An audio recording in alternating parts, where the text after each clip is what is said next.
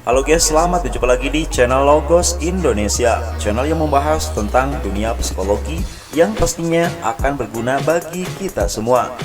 Untuk video kali ini guys, kami akan memberikan informasi tentang bagaimana cara memahami sifat serakah dalam diri manusia. Namun, sebelum kami melanjutkan pembahasan kali ini, jangan lupa berikan dukungan kepada channel kami Logos Indonesia dengan website logosconsulting.co.id agar kami bisa berkembang baik sekarang, besok, dan di kemudian hari dengan cara like, komen, dan juga subscribe. Terima kasih.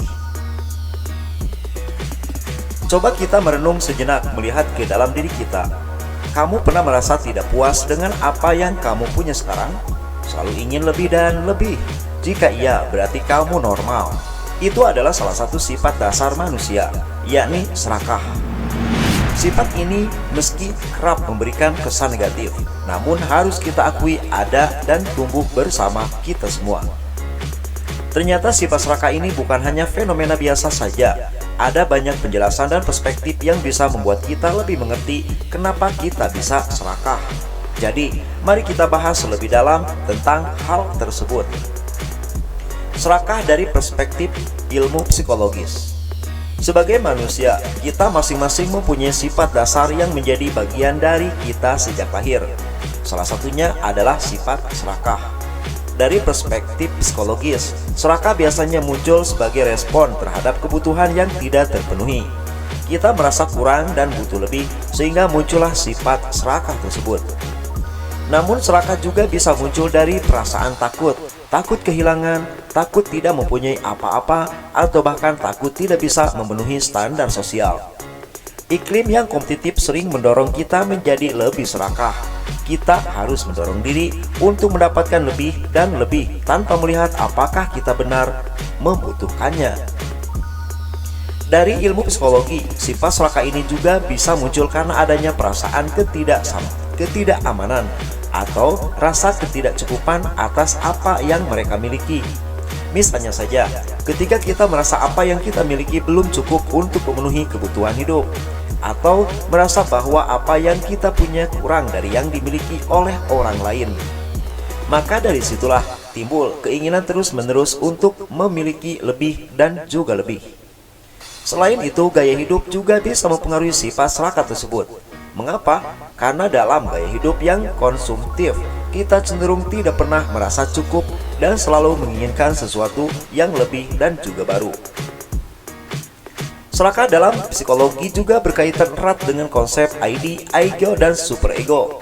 ID adalah bagian dalam kepribadian manusia yang bertanggung jawab atas dorongan-dorongan dasar, seperti keinginan mendapatkan kepuasan atas kebutuhan dan keinginan manusia. Nah, ID inilah yang kadang membuat kita merasa serakah. Selanjutnya, yang kedua, ego di sisi lain berfungsi untuk melihat realistis dan logika dalam memenuhi keinginan tersebut. Ego ini diharapkan bisa membuat kita sadar sampai sejauh mana keinginan kita harus dipuaskan. Dan selanjutnya, yang ketiga, yaitu superego, yaitu bagian kepribadian yang bertindak sebagai pengatur moral dan nilai-nilai sosial. Jika superego kita kuat, kita akan bisa mengendalikan dan memandukan perilaku serakah, karena superego akan terus mengingatkan kita tentang apa yang baik dan apa yang buruk. Lalu pertanyaan kita, bagaimana cara mengendalikan sifat serakah tersebut? Maka inilah pembahasannya.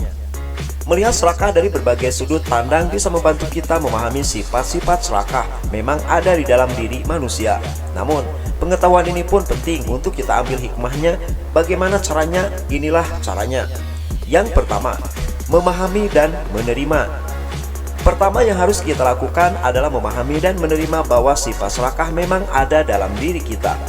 Bukannya mencoba menyangkal atau merasa bersalah jika pernah merasa serakah. Namun, lebih baik kita berusaha memahami diri sendiri dan kondisi kita saat ini. Jangan takut mengakui perasaan kamu. Kalau memang dirimu merasa serakah, ya kamu merasa serakah. Dengan mengakui dan menerima perasaan tersebut, dirimu bisa lebih mudah mengambil langkah selanjutnya untuk mengendalikan sifat serakah tersebut. Selanjutnya, tips yang kedua, membuat perbedaan antara keinginan dan kebutuhan. Selanjutnya, yang kedua ini harus kalian ketahui.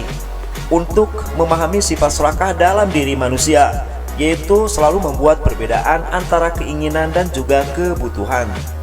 Kebutuhan adalah hal yang harus kita miliki atau lakukan, sementara keinginan adalah hal yang kita mau.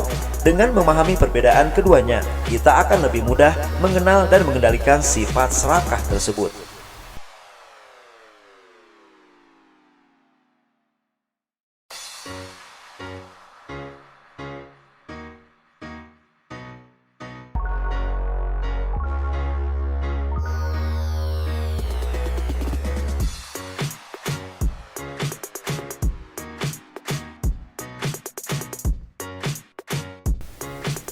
Selanjutnya tips yang ketiga, merasa cukup dan bahagia dengan yang kita miliki. Jika kalian ingin terlepas dari sifat serakah yang memang tidak disukai juga oleh agama, termasuk agama Islam, maka tips ini haruslah kalian lakukan, yaitu merasa cukup dan bahagia dengan yang kita miliki.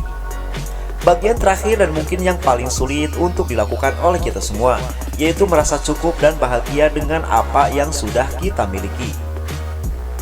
Tentunya hal ini bukanlah hal yang mudah, tapi terus berlatih untuk merasa puas dengan apa yang kita miliki adalah salah satu cara efektif untuk mengendalikan sifat serakah. Seiring waktu, dengan berlatih dan berusaha, kita akan semakin baik dan bisa mengendalikan sifat serakah yang ada pada diri kita. Selanjutnya pembahasan di video kali ini kita akan membahas sifat serakah harus disadari sebagai bagian dari diri kita. Akhir kata dari video ini, kita harus mengingat bahwa mengetahui tentang sifat serakah ini bukanlah suatu kutukan, melainkan sebuah kesadaran. Kesadaran bahwa kita mempunyai kecenderungan untuk menginginkan lebih, tapi juga kesadaran bahwa kita bisa belajar untuk merasa cukup dan menghargai apa yang sudah kita miliki.